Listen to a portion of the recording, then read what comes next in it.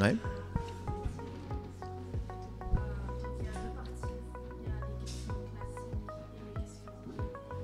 Très bien. Allez-y. Je m'appelle Xavier Lapère de Cabane, je suis ambassadeur de France en Belgique et j'ai 61 ans, 3 enfants et 2 petits-enfants. Rapidement, c'est difficile. Le métier de diplomate en général, d'ambassadeur en particulier, c'est un métier de représentation. On représente la France, je représente la France dans un pays étranger avec toute l'équipe de l'ambassade. Et nous avons tous une activité en Belgique pour essayer de faire en sorte que les relations entre les Français et les Belges, entre la France et la Belgique, soient toujours plus approfondies, toujours meilleures, toujours plus denses, etc.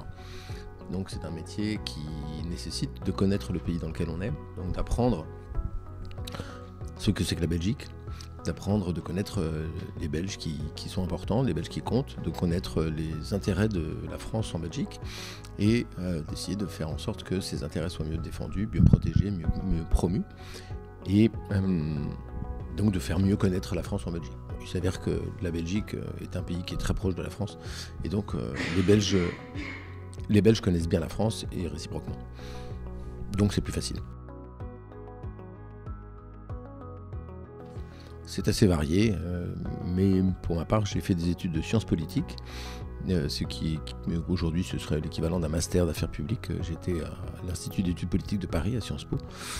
Et ensuite, j'ai passé un concours du ministère des Affaires étrangères. Mais il y a des gens qui sont des spécialistes de langue, par exemple de russe, d'arabe, de chinois, de swahili, etc., de japonais, d'hindi, tout ce que vous voudrez, et qui donc passent aussi un concours un petit peu différent, où il faut aussi qu'ils connaissent un petit peu ce qu'on appelle les sciences politiques, c'est-à-dire les questions internationales, le droit, l'économie.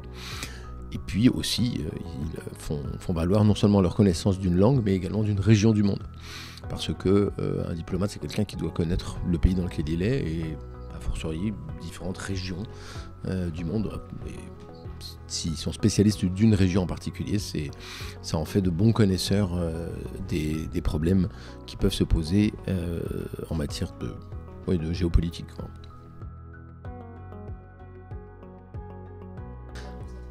Alors, ce qui m'a motivé, c'est pas être ambassadeur, parce qu'ambassadeur, c'est la fin de la carrière, je dirais. La première fois que j'étais ambassadeur, c'est il y a 10 ans, 11 ans. Donc avant, c'est d'être diplomate. C'était justement ça, d'être envoyé dans différents pays, les uns à la suite des autres, de vivre 4 ans dans un pays, 3 ans dans un autre, pour y représenter mon pays. Je trouvais que c'était extrêmement exaltant comme type de vie, comme le métier aussi, puisque on change de vie tous les 3-4 ans. Donc on est dans un pays qu'on ne connaît pas, on débarque. Tout est nouveau, on est un peu débutant quand on arrive dans un pays, on ne connaît pas forcément la ville, on connaît personne, on n'a pas d'amis, on n'a pas de relations. Tout est presque nouveau, la langue, même le climat, les odeurs dans les rues, la nourriture, que sais-je. Et puis évidemment, les questions politiques, de la relation entre la France et le pays dans lequel on est envoyé. Et c'est extrêmement stimulant intellectuellement de se dire tiens, qu'est-ce que je fais là? Pourquoi on m'a envoyé là? Pourquoi je suis payé par l'État français pour le représenter dans tel pays? Qu'est-ce qu'on attend de moi? Il y a une sorte de stimulation intellectuelle qui est très grande parce qu'on apprend. On apprend à chaque fois qu'on est dans un pays, d'ailleurs tout le temps on apprend, mais à chaque fois qu'on arrive dans un pays et avant d'y arriver vraiment, on s'instruit, on lit, et puis on rencontre des tas de gens. Donc on élargit aussi son cercle de connaissances, etc. C'est ça qui m'a vraiment intéressé intéressé au point que je veuille devenir diplomate. Et puis ensuite, quand on commence une carrière diplomatique, l'objectif est évidemment d'un moment ou à un autre d'être ambassadeur, d'être celui qui dirige l'ambassade.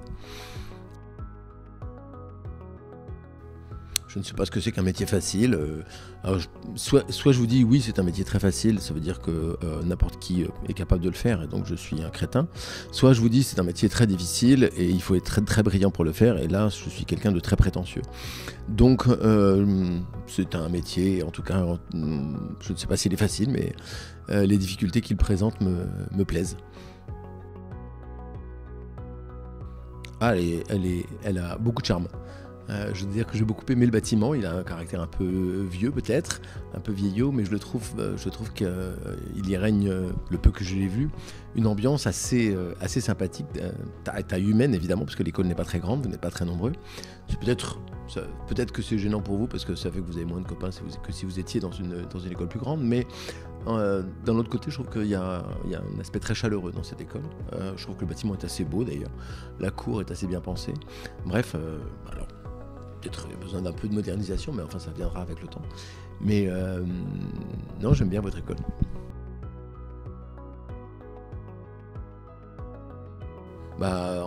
En Belgique, bon, d'abord mes enfants sont des adultes, hein, donc logiquement ils ne vivent plus avec moi.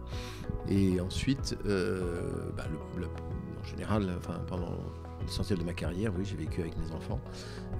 Ils ont vécu avec moi. C'est pas toujours facile pour des enfants de diplomates, donc de devoir changer de ville et d'amis pendant tous les 3-4 ans. C'est pareil, de la même façon, c'est pas facile pour le conjoint d'un diplomate, le mari ou la femme d'un diplomate, de devoir changer de métier ou de devoir changer d'employeur tous les 3 ou 4 ans. Donc il y a eu des périodes dans ma carrière où je suis resté où je suis resté assez longtemps à Paris, justement pour que mes enfants puissent progresser dans leur scolarité tout en restant à Paris sans avoir de rupture trop grande. Vous aimez votre travail? J'adore. J'aurais pas aimé faire un autre métier. Sincèrement, ça fait presque 36 ans que je suis diplomate et je n'ai aucun regret. Aucun.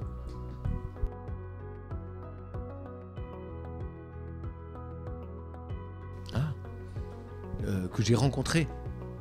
Je sais pas, le président de la République, le roi des Belges, qui d'autre je peux dire, je sais pas, le Premier ministre.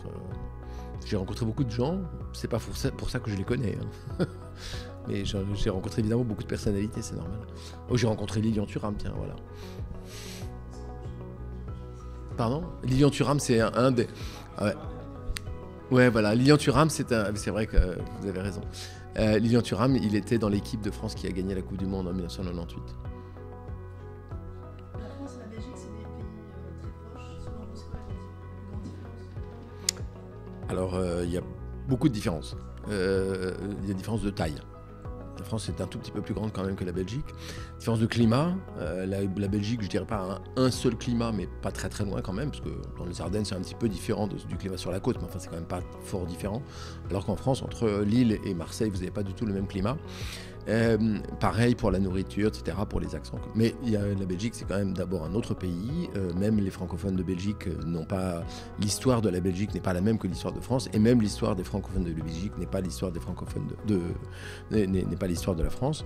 Et c'est un pays quand même où il y a deux langues différentes qui sont parlées, avec une majorité de flamands et une minorité de francophones, même si la minorité est une grosse minorité, c'est à peu près 40%. Et puis une petite communauté germanophone. Donc il y a beaucoup de différences malgré tout entre nos deux pays, même si on est très proches et on s'entend très bien. Je veux dire, les relations entre la France et la Belgique sont bonnes et entre les Français et les Belges aussi. Maintenant, ce sont les questions rapides. Je suis français. Baguette. Pain au chocolat.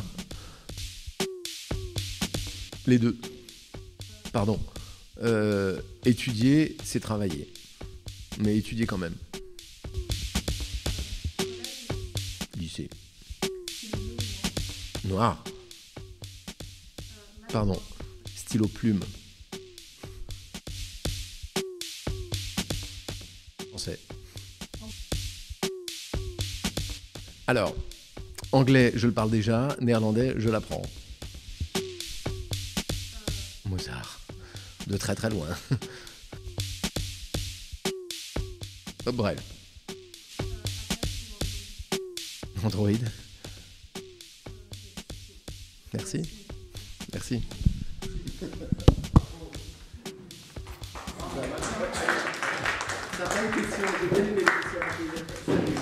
C'est original en plus.